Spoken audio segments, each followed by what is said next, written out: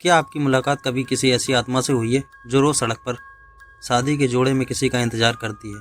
आज मैं ऐसी ही एक कहानी लेकर आया हूँ जो मुझे एक स्टूडेंट ने पार्क में बैठकर सुनाई थी।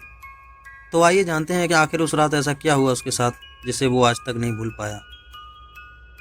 रोहन, जो एक कॉलेज स्टूडेंट था, दिन में पढ़ाई और शाम को पार्ट टाइम जॉब, इस कारण रात को घर देर से लौटता था। उसका कॉलेज शहर से बाहर था, जिससे बहुत दूरी तय करनी पड़ती थी। एक छोटा रास्ता भी था जो कि जंगल से होकर जाता था, एकदम सुनसान। इसलिए कोई भी उस रास्ते से नहीं जाता, क्योंकि आज तक जो भी उस रास्ते से गया वो वापस नहीं आया।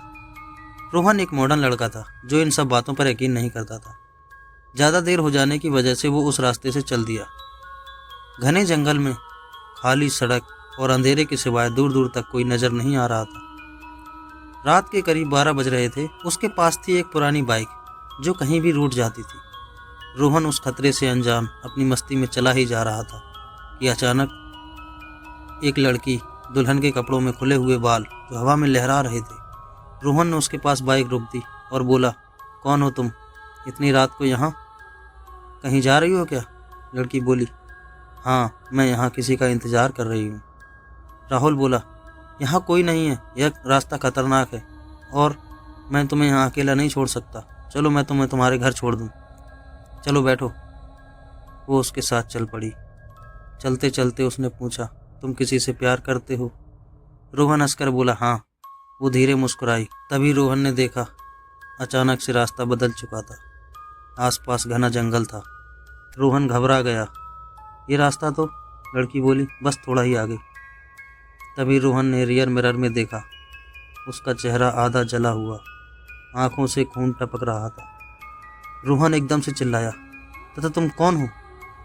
मैं तुम्हें अपने साथ ले जाने आई हूँ और ये तेरा आखिरी दिन है। क्यों? मैंने तुम्हारा क्या बिगाड़ा है? वो बोली, तूने नहीं बिगाड़ा, लेकिन मैं किसी को नहीं छोड़ूंगी जो इस रास्ते से गुजरेगा। क्यों? आखिर ऐसा क्या हुआ तुम्हारे साथ? वो रोने लगी। आवाज़ बदल गई। मेरा नाम था सिया। आज से 3 साल पहले मैं भी किसी से बहुत प्यार करती थी। हम शादी करने वाले थे, लेकिन घर वालों ने मना कर दिया। शादी के दिन मैं घर से भाग गई। वो यहीं जंगल के पास मेरा इंतज़ार कर रहा था, लेकिन मेरे घर वालों ने हमें पकड़ लिया। उन्होंने मेरी आंखों के सामने मेरे प्यार को मार दिया और फिर मुझे भी। हम दोनों को यहीं दफना दिया। उस दिन से मैं ऐसे ही यहाँ भटक रही हूँ।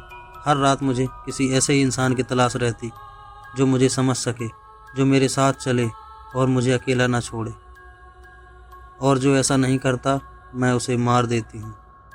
सिर्फ तुमने मेरी बात सुनी।